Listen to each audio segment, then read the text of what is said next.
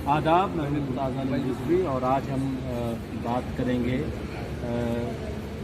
Women empowerment party की president, कौमी president हैं नोएरा शेख साहिबा।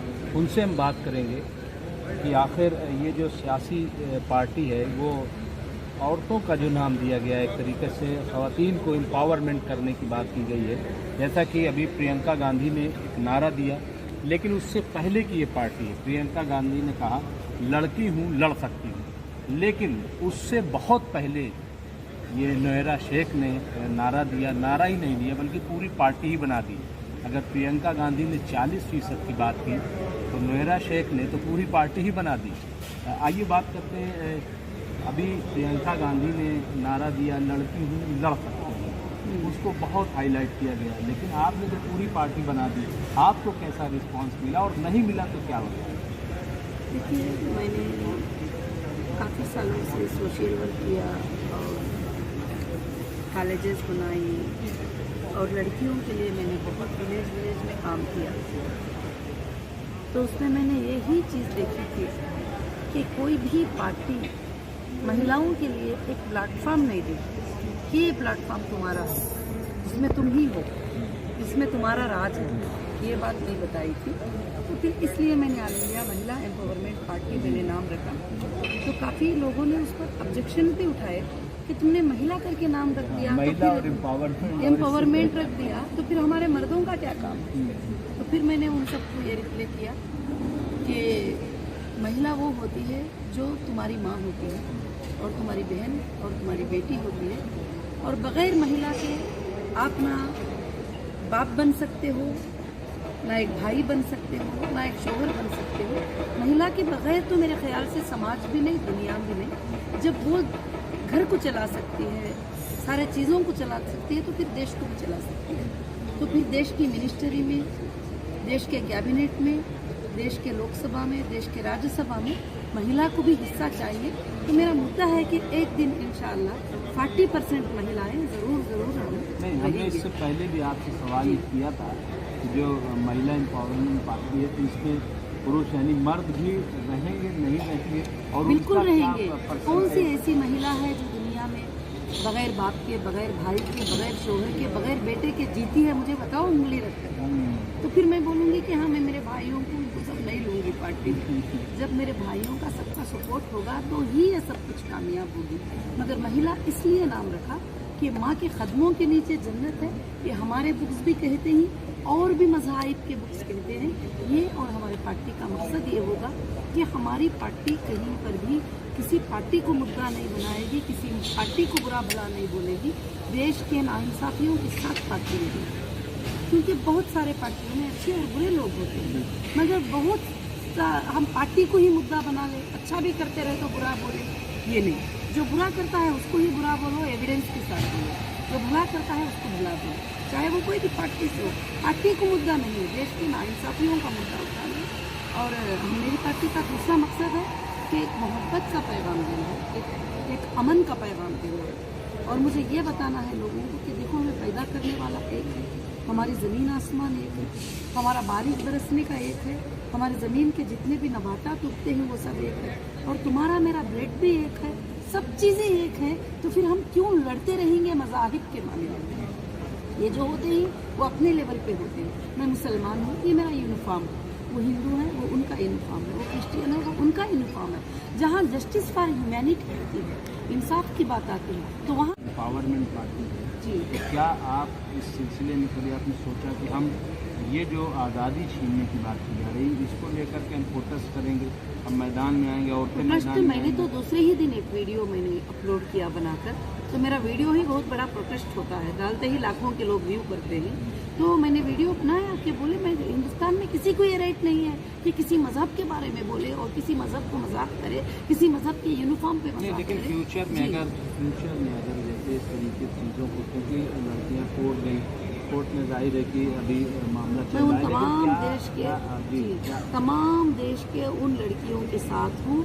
ज़रूरत पड़े तो धरना करने के लिए, ज़रूरत पड़े तो सुप्रीम कोर्ट में PIL डालने के लिए, ज़रूरत पड़ी तो मैं उनके साथ देने के लिए तमाम उस देश की लड़कियों के साथ हूँ जो अल्लाह के हुक्म के लिए लड़ रहे हैं। मैं उनके साथ हूँ ज़रूर। और उसी तरह से कोई और मज़हब की लड़की होगी, अगर वो ऑरेंज कलर का दुपट्टा पहनती है मैं भी उसके भी साथ हूँ, क्योंकि वो पहन रही है वो दुपट्टा, मगर वो उसके मज़हब का पहन रही है। हिंदुस्तान के कॉन्स्टिट्यूशन के बराबर हम उसको नहीं बोल सकते, उसको मजाक नहीं कर सकते। उसी तरह से मैं तमाम देशवासियों से यही कहूँगी, किसी के मज़हब को लेकर मजाक मत उड़ाया करो। अब हम इंसानियत का पैगाम पहुँचाएंगे, जस्टिस का पैगाम पहुँचाएंगे, मोहब्बत का पैगाम पहुँचाएंगे। यही MEP का मकसद है, यही MEP करेगी। आप जब जाहिर है कि सनतकार हैं, आप बिजनेसमैन हैं, लेकिन जब आप सियासत में आए तो सबसे ज़्यादा जो मुखालफत हमने सुनी, इससे पहले भी हमने इसको की थी, तो सबसे ज़्यादा मजलिस को तकलीफ हुई, वैसी को ज़्यादा बेचैनी हुई, ऐसा क्यों? इसके बारे में मैं देखिए एक ही बात बताती हूँ कि मुझे वो इस हिसाब से कोई ख़ास दुश्मनी नहीं है। रियली बात कहेंगे तो हमने कभी भी आज तक बैठकर सामने बात भी नहीं की है। अब उन्होंने ही 2012 में एक FIR दर्ज करवाया, उसके बाद कई एजेंसियों को मेरे पास भेजा गया और मैंने फेस किया, क्योंकि मैंने कहीं गलत नहीं किया तो मुझे डर नहीं है। मैं एजेंसियों से डरती नहीं हूँ, क्योंकि जब मैं गलत नहीं की हूँ तो मैंने हर एजेंसी को फेस किया। और मैं जो लीगल बात आती है ना, मैं लीगल को फाइट करती हूँ, मैं छोड़ती नहीं। लीगल की बात है, लीगल फाइट चल रही है, अल्हम्दुलिल्लाह अल्लाह ने हर जगह कामयाबी अता की है। उसके अलावा कोई पार्टी के ताल्लुक से उनकी मेरी दुश्मनी, कोई पर्सनल हमारी दुश्मनी बिल्कुल से नहीं है, ना उनसे ना कोई और पार्टियों से, कोई पार्टी से हमारी दुश्मनी नहीं है। मेरा ख्वाब एक ही है कि देश की महिलाओं को मैं एक अच्छा प्लेटफॉर्म दूँ और देश के बेरोजगार बच्चों को रोजगार बना दूँ। माँ क्या चाहती है? उसके बच्चे रोजगार बन जाए। माँ क्या चाहती है? उसके बेघर के बच्चे घर वाले बन जाएं। माँ क्या चाहती है? कि रोने वाले बच्चे मुस्कुराने लग जाए। और मैं वही एक माँ वाली पार्टी को लॉन्च किया है।